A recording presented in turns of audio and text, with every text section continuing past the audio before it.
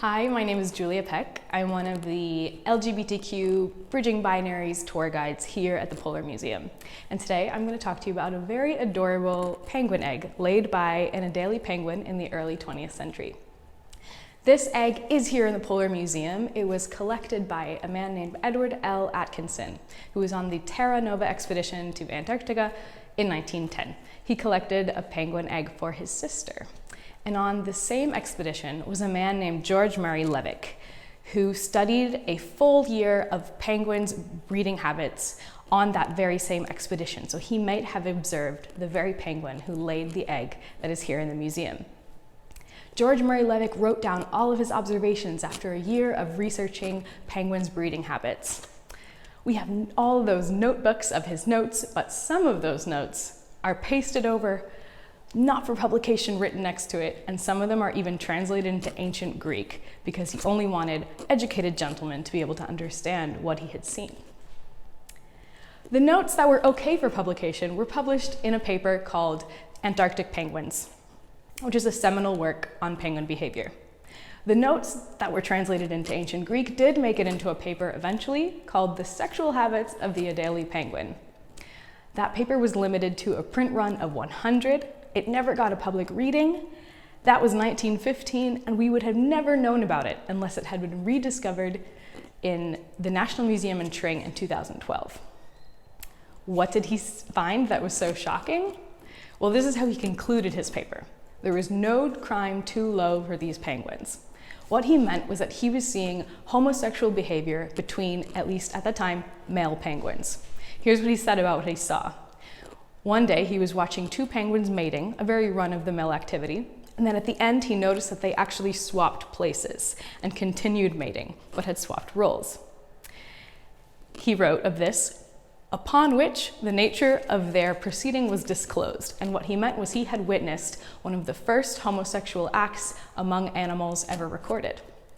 If he had published that paper to a wider audience, it would have been one of the earliest scientific publications of homosexual behavior in animals. So the Adélie penguin egg we have belongs to one of the 17 species of penguins that exist worldwide. The most famous couple, if we can call them that, who exhibit homosexual behavior are Chinstrap penguins, and they lived in the Central Park Zoo in New York City.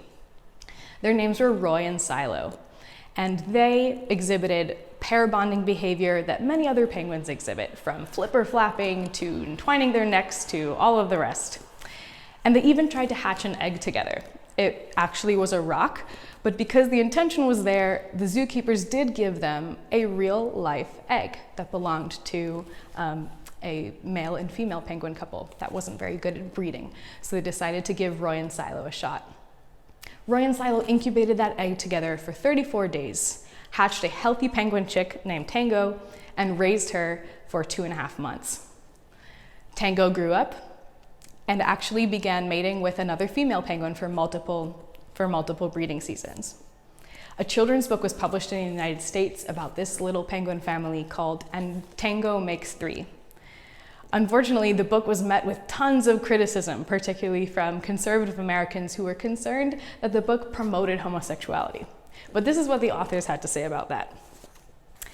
We wrote the book to teach children about same-sex parent families.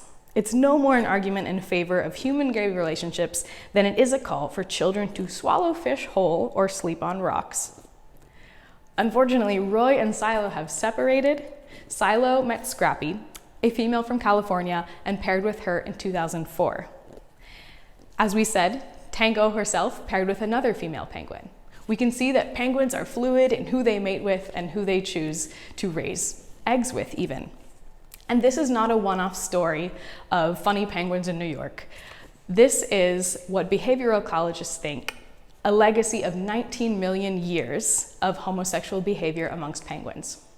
And in Antarctica, it's not even limited, and in the polar regions as a whole, it's not even limited to penguins. Homosexual behavior also happens between walruses and polar bears. If you found the story of this egg fascinating, please come to the Polar Museum, see our wonderful collection, and most importantly, sign up for one of our Bridging Binaries LGBTQ tours, which happen every month between February and June. I hope to see you there.